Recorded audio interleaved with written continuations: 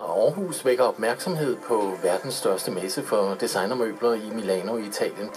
De ca. 400.000 besøgende på messen kan i år nemlig se unge aarhusianske arkitektstuderendes bud på en stol, som skal se ud i 2014. Vi har mødt to studerende på messen, og her i 100-året for Wiener, ja, der lægger de ikke skjult på, at de har ham som forbillede.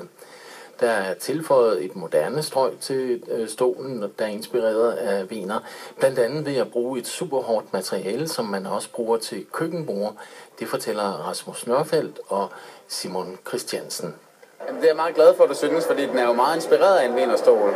Altså, Wiener har lavet en del stole, og nogle af dem var rigtig ergonomiske. Og dengang vi så skulle lave den stol her, så valgte vi at tage udgangspunkt i en af de Wiener-stole, som var en af de allermest ergonomiske stole. Og derfor har vi taget formsproget fra Wiener, og vi har taget de kurver, der ligesom støtter ryggen på den rigtige måde, og prøvet på at overføre til stolen. Men så har vi så også tilføjet et lille twist af 2014, ligesom for at der er jo ingen grund til at gå ud og lave en kontorstol nu om dagen med et træstykke, som koster mange tusind kroner at producere hjemme. Så vi er nødt til at finde ud af, hvordan kan man genskabe formerne og ergonomien i et tidsvarende materiale. Altså ikke mindst så lavede Wiener også bare nogle gode produkter, og det er også lidt det, vi har forsøgt at gøre her. Vi har studeret rigtig meget ergonomi og fundet ud af, okay, men der skal være noget lændestøtte, og der skal være, altså det skal ikke være for fastlåst, du skal kunne rykke dig rundt i din sædeposition. Og det er sådan set egentlig bare det, vi har stræbet efter, at lave en flot stol, man sidder godt i.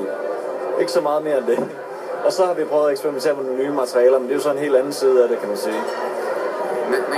Man kan sige, at en af Wieners helt store forser, det var jo ligesom, at han var uddannet møbelsnedker, inden han begyndte at læse til arkitekt. Og hele det der håndværksmæssige aspekt, han ligesom har haft i sine møbler, det har vi ligesom også prøvet på at videreføre. Og på den måde, der tror jeg, det er rigtig godt, at det er en som Wiener, der er blevet en af de kendte arkitekter. Fordi der er det der helt solide danske håndværk, der lever videre samtidig med det moderne formsprog. Når jeg nu sætter mig i den her, så er den jo, som I siger, faktisk meget behagelig at sidde på. Men jeg tager jo, det er jo en kontorstol, og jeg tager hånden ned og prøver på at finde det der håndtag. Hvorfor er der ikke sådan lidt? Jamen det er en kombination af flere ting. Den første, det er, vi vil gerne prøve at slippe af med den der plastikrør, der skjuler gasfjederen, og håndtaget, der sidder og ser grimt ud og er bøvlet. Og så er det sådan et råb, et tilsagn om at komme tilbage til det mekaniske. Det er helt enkelt. Der er en spindel, og det er det. Vi kan godt argumentere om det er bøvlet, at man skal dreje den for at få den op og ned. Men hvis det er din kontorstol, du sidder på den hver dag, så sætter du den i den højde, du gerne vil have den, og det er det. Hvad giver det jer at være på sådan en messe som det her, og udstille her, hvor I gør nu? Altså, det giver os en masse inspiration at se, hvad vores naboer udstiller, og så giver det os også virkelig noget rod i virkeligheden, at få lov til at prøve at lave noget, der rent faktisk skal udstilles. Tit når man laver noget på en kreativ uddannelse, så er det meget fiktive projekter, man arbejder med. Men det der med at lave noget, der rent faktisk skal ses og vurderes, specielt en stol, som du skal sidde i, og hvis der er et sted, du virkelig føler sig, så er det når du placerer din krop i et møbel.